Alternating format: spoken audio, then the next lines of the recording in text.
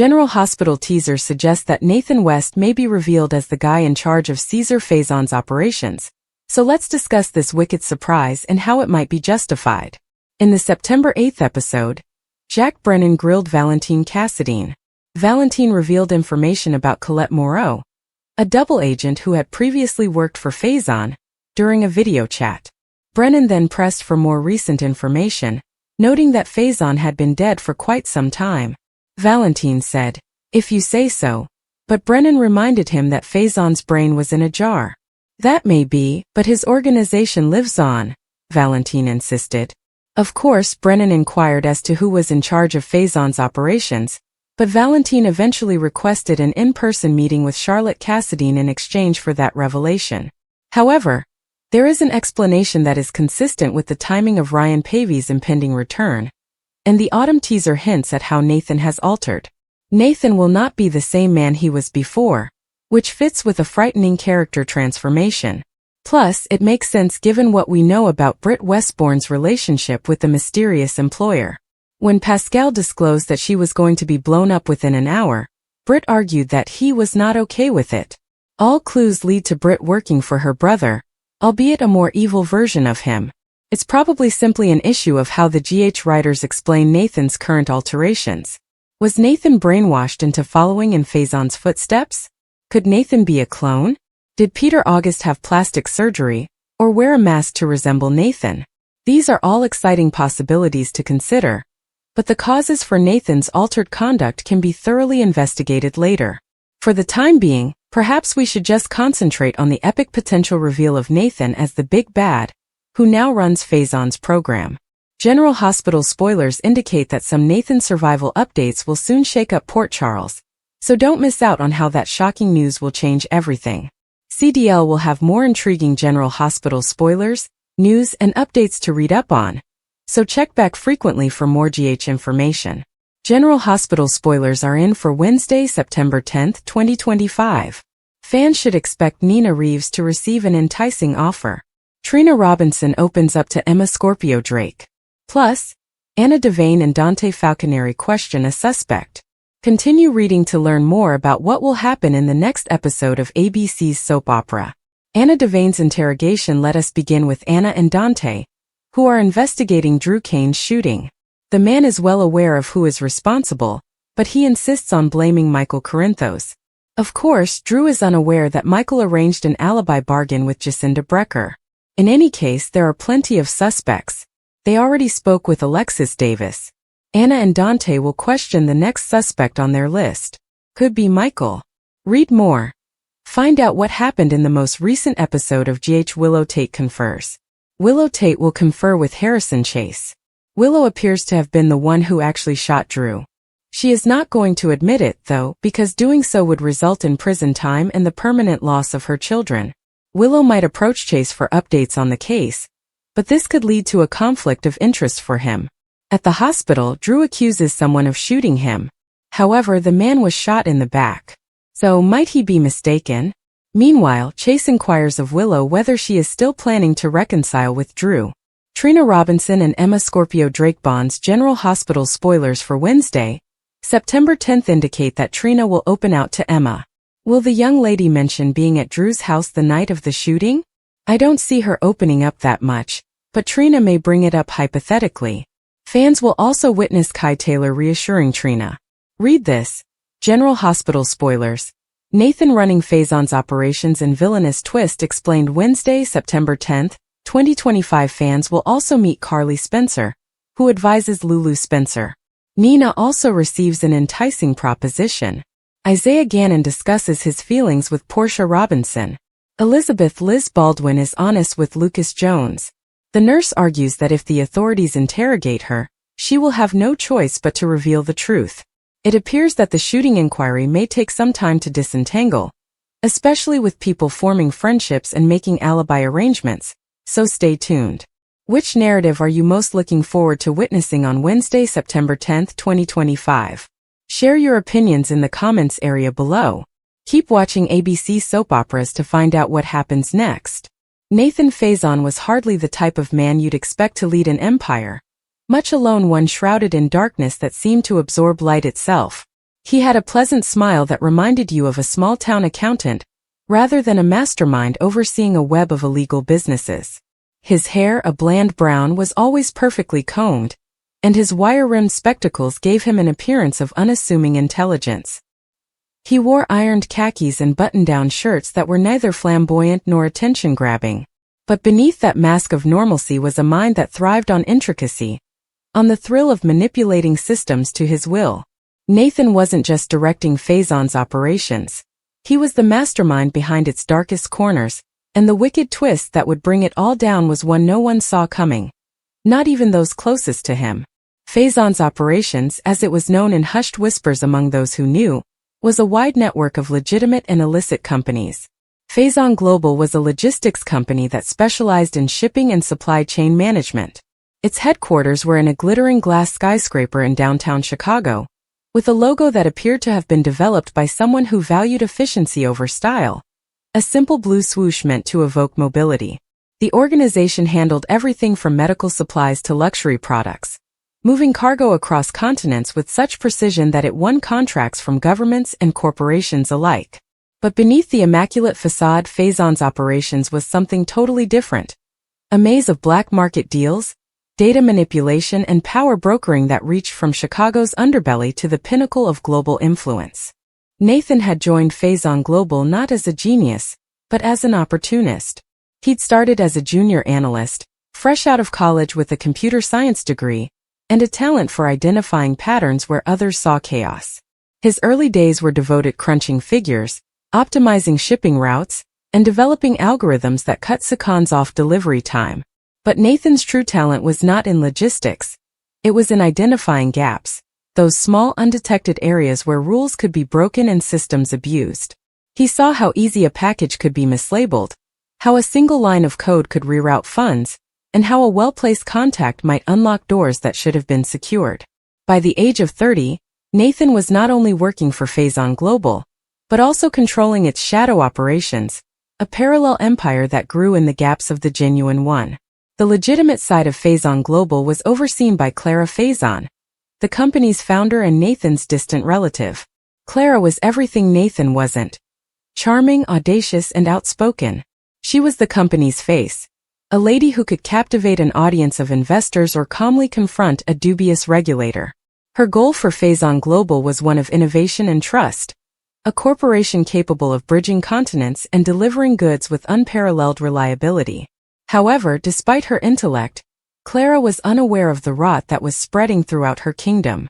She trusted Nathan entirely, not because they were close, they seldom saw one another outside of board meetings, but because he was family, and his quiet competence had never caused her to doubt him.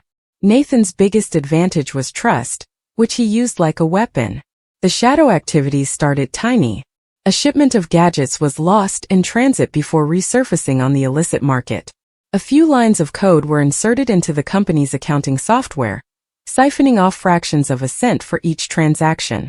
A contact in a foreign port was bribed to look the other way as a crate of medical supplies was exchanged for something far less legal. Nathan didn't act alone. He cultivated a network of devoted followers, drivers, coders, warehouse managers, who saw the world in the same way he did. As a game to be played, a system to be gamed. He was cautious, meticulous, and never greedy. Greed has gotten you captured. Nathan's maneuvers were precise, with each one intended to maximize profit while reducing danger. By the time he was fully operational with the shadow operations, he had assembled a team of dozens, none of whom were aware of the entire magnitude of their involvement. His mantra was compartmentalization, and trust was a liability. However, the wicked twist did not originate with the activities themselves. It wasn't about smuggling, money laundering, or the rare incursion into corporate espionage. Those were just business, as you'd expect from a man like Nathan, who viewed the world as a chessboard and himself as the grandmaster. The twist came from the reason he did it, not for wealth or power, but for something much more personal, something that had festered in him since boyhood. Nathan wasn't just constructing an empire. He was dismantling it piece by piece. He planned to ruin Clara's empire. Nathan's vendetta sprang from a family past that Clara just vaguely recalled and Nathan could never forget. The Faisons were old money, or had been until disastrous investments and infighting reduced their fortune to a small trust fund. Nathan's father, Clara's uncle, had been the family's black sheep, gambling away what little he had inherited and leaving his son with nothing except bitterness. Clara, on the other hand, had been the golden kid, attending private schools and groomed for success. She formed Faison Global with the family's remaining wealth, which Nathan claimed should have been his. He didn't loathe Clara in the same sense that some do out of rage or malice. His was a colder type of resentment, the kind that simmers for years, turning every slight into a wound and every victory into an insult. Clara's victory was Nathan's defeat, and he had spent his entire life hoping for a chance to even the odds. Running the shadow operations provided Nathan with the opportunity. Every contract he struck, every dollar he took, was a blow to Clara's enterprise. He didn't want to destroy Faison Global outright, that would have been too blunt and blatant. Instead, he planned to hollow it out, creating a shell that would fall under its own weight when the time came. He was patient and meticulous in expanding his network while preserving his reputation as the quiet, dependable cousin who kept the company's systems working properly. To the outside world, he was a model employee, a man who arrived early and stayed late, never seeking attention. But in the shadows, he was a predator, circling his victim with an almost obsessive care. The twist began to take shape when a new participant entered the game. Elena Marquez, a journalist known for digging where she wasn't wanted. Elena worked for a small investigative magazine that had built a name for itself by uncovering corporate misconduct. She'd learned about Faison Global from an anonymous source, a frustrated driver who had discovered irregularities in the company's shipment documentation. The driver didn't fully understand Nathan's operations, but he knew enough to raise concerns, and Elena was the type of person who lived on them. She began by requesting public records and interviewing former colleagues, attempting to piece together a puzzle that lacked clarity. However, Nathan noticed her almost immediately. He had danger monitoring systems in place, including algorithms that identified strange inquiries and people who alerted him to curious reporters. Elena was a challenge, but she also represented an opportunity. Nathan's immediate instinct was to subdue her through deception rather than violence, as that was not his style. He gave her bogus leads, doctored papers that pointed to small regulatory infractions, nothing significant enough to merit further investigation. Elena, on the other hand, was tenacious and had a talent for detecting deception. She began cross-referencing shipping data with international trade records, discovering patterns that did not make up. Goods that vanished in one port but reappeared in another, payments routed through shell firms, and ties to recognized criminal organizations. She didn't know Nathan's name yet, but she was getting close, which made her dangerous. Nathan didn't expect Elena to find an ally at Faison Global. Marcus Tate, the company's head of security. Marcus was a former cop with a strict sense of right and wrong, and an almost religious devotion to Clara. He'd always been skeptical of Nathan, not because he possessed evidence, but because something about the man's quiet efficiency raised red flags in his gut. Marcus did not hesitate to speak with Elena, who posed as a consultant assessing the company's security systems. He was unaware of the shadow operations, but he was familiar enough with the company's internal workings to provide Elena with the information she needed to begin connecting the dots. Together they began to dismantle Nathan's web, unaware of how deeply it was woven into the company's basis. Elena discovered a single transaction, a $2.3 million payment to a Cayman Islands shell company concealed in a routine shipping contract, that served as a watershed moment. The funds had been taken from an agreement to supply medical supplies to a war-torn location, which Clara had personally handled. Elena pounced on the discovery, which revealed a weakness in Nathan's carefully crafted veneer. She traced the shell firm back to a network of accounts associated with Nathan's shadow operations, and the silent analyst became visible. Marcus, well aware of the stakes, presented Clara with the evidence. She was devastated by both the betrayal and her own blindness. She had established Faison Global on trust, and Nathan had exploited that trust to undercut all she stood for. But Nathan was not done. The diabolical twist was not that he had been caught, but that he had planned for it. Years ago, he built a fail-safe into the company's systems, a digital kill button capable of erasing all traces of his operations, from financial records to shipment logs. It wasn't merely a protection mechanism, it was his ultimate act of vengeance. If he couldn't have the empire, Clara couldn't either. As Elena and Marcus closed in, Nathan activated the kill switch, hoping to wipe the slate clean and return to the anonymity he'd established over the years. But he had underestimated Elena's persistence and Marcus' instincts. They had prepared backups and physical copies of critical documents, so when the digital data vanished, they had enough to continue the inquiry. The consequences were catastrophic for Faison Global. Clara was forced to step aside as regulators pounced, and the company's stock price plunged. Nathan disappeared, leaving a trail of false identities and dead ends. However, the twist was not over. During the pandemonium, Elena got an unmarked parcel with a single USB disk. It contained a message from Nathan, recorded in his calm, controlled voice. He didn't gloat or excuse himself, he just explained. He had never sought the money or the power. He'd wanted Clara to experience what he'd felt all those years ago, stripped of everything, left with only the weight of her own shortcomings. The covert operations, deals, and betrayals were all for her. A gradual poison designed to devastate the empire she'd built on his exclusion. Elena published the tale, which shook the corporate world. Faison Global narrowly survived under new leadership, but its reputation suffered. Clara withdrew from public life, tormented by the fact that her cousin had spent decades plotting her demise. Nathan, wherever he was, had accomplished his aim, but at a cost. He was now a ghost, untouchable but alone, and his victory was as hollow as the empire he had destroyed. The evil twist wasn't only Nathan's betrayal of Clara. He gave up everything, his name, his future, his humanity, to do so. In the end, nobody won. The story of Nathan and Faison's operations became a cautionary tale, whispered in boardrooms and discussed in ethics lectures. It was a reminder that civilizations, no matter how magnificent, are founded on trust, and when trust is shattered, even the most solid foundations can crumble. Elena moved on to her next investigation, Marcus resumed his peaceful existence, and Clara sank into obscurity. But Nathan's shadow persisted, a warning that the quiet ones, the ones you don't expect, might be the most dangerous. Lulu sat frozen in place, her heart thumping so fiercely it seemed like it was about to burst. The things she had just heard were preposterous, too stunning to be true. She wanted to move, speak, and demand answers, but her body refused to follow her thoughts. Everything appeared to blur around her, as if the room had gone into slow motion. Her entire world shifted in an instant, and she wasn't sure if she was angry, afraid, or heartbroken. All she knew was that everything she thought she understood had been taken away. She tried to understand the situation, knowing that once she responded, there was no turning back. Drew's voice rang in her mind, sharp, cutting, accusatory, and burnt like acid against her thoughts. She didn't understand how they had arrived to this point. They had once shared trust, even relied on one another in times of adversity, and now he was tossing words like daggers and seeing them land with accuracy.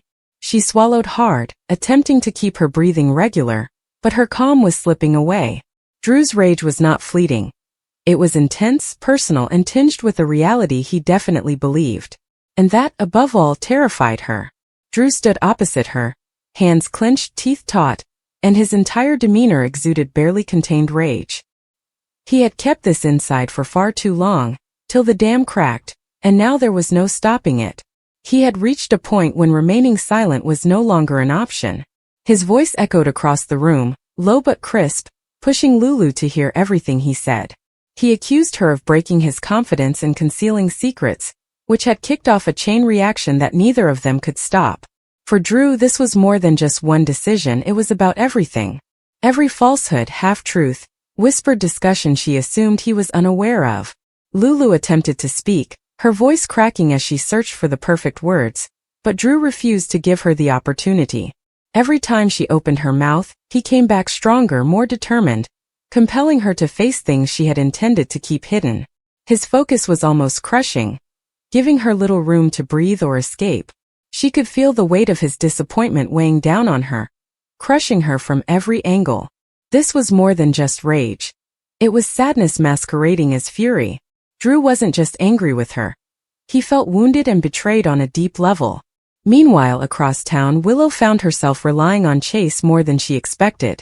The instability in her life felt never-ending, and every road she followed seemed to take her back to the same place, standing on unsteady ground, unsure what tomorrow would bring. She had tried to be strong and carry her weight alone, but the cracks were beginning to appear. Chase could see it in her eyes, in the way her shoulders stooped when she thought no one was looking, and in the way her voice faltered when she said she was all right. Chase did not pursue her with questions.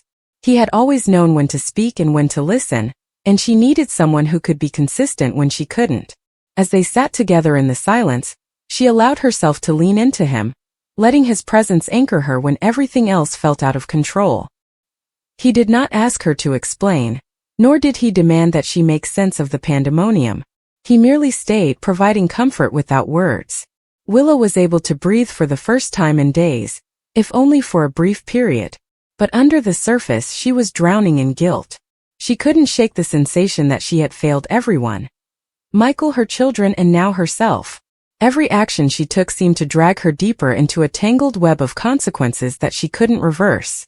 Being around Chase felt comfortable, but it also triggered emotions she wasn't ready to confront. There was an underlying past between them, one that none of them dared to confront. She couldn't bring herself to go there, not now, not when everything else in her life was hanging by a thread. But the heart rarely listens to reason, and every time Chase looked at her with quiet understanding, the barriers she had constructed around herself weakened somewhat more. While Lulu and Drew were ripping each other apart and Willow was fighting to find her footing, another storm was silently developing in Port Charles, threatening to break everything apart. Portia had been keeping a secret for what seemed like a lifetime, one she had buried so deeply that she almost believed herself it would remain hidden forever.